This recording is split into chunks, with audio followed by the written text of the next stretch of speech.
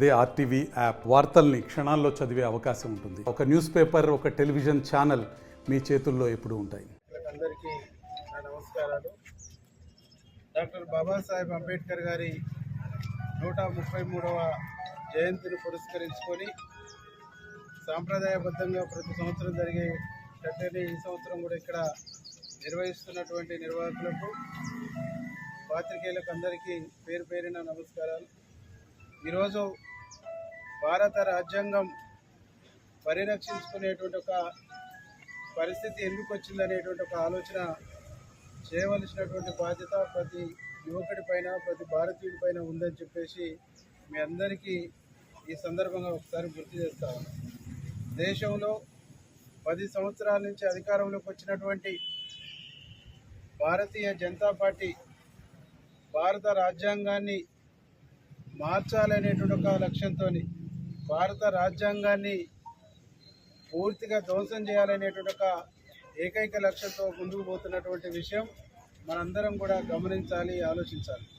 ఇప్పటికే రహస్యంగా 35 మందితోని అఖండ భారత్ అనేటువంటి పేరుతోని భారత రాజ్యాంగాన్ని తయారు చేయడానికి ఒక రహస్య కమిటీని ఏర్పాటు చేసి ఆ వైపుగా భారతీయ జనతా పార్టీ పావులు కదపడం అనేటువంటిది ప్రారంభించింది.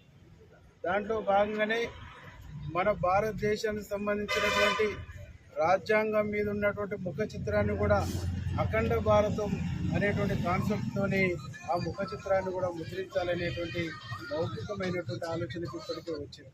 కాబట్టి నిజంగా అది జరిగితే ఈ దేశంలో దళితులు, ఈ దేశంలో ఎస్సీలు, ఎస్టీలు, బీసీలు, మైనార్టీలు, క్రైస్తవులు, అణగారిన వర్గాలు, కింది కులాల ప్రజలందరూ కూడా వారి హక్కుల్ని, వారికి సంబంధించినటువంటి భారత రాజ్యాంగం కల్పించినటువంటి అనేక రకాల హక్కులు కూడా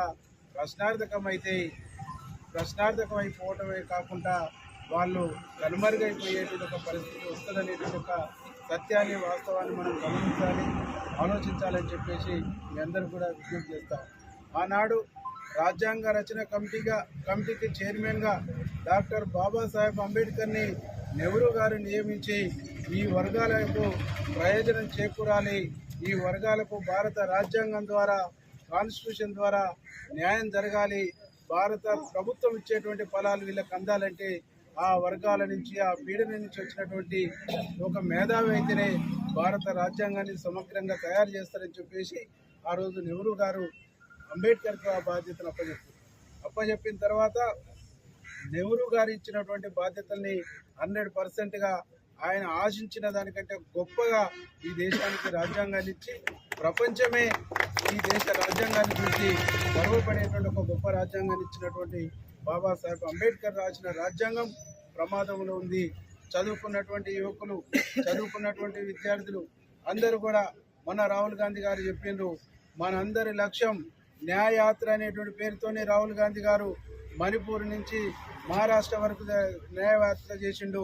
ఆ న్యాయయాత్ర యొక్క ఉద్దేశం కూడా ఇదే కాన్సెప్ట్ను కాపాడుకోవటం, రక్షించుకోవటం అనేటువంటిది మనం గమనించి, ఈ దేశ రాజ్యాంగం రక్షించబడాలంటే ఈ దేశంలో కాంగ్రెస్ పార్టీని అధికారంలోకి తెచ్చుకోవాల్సినటువంటి ఆవశ్యకత ఉన్నది.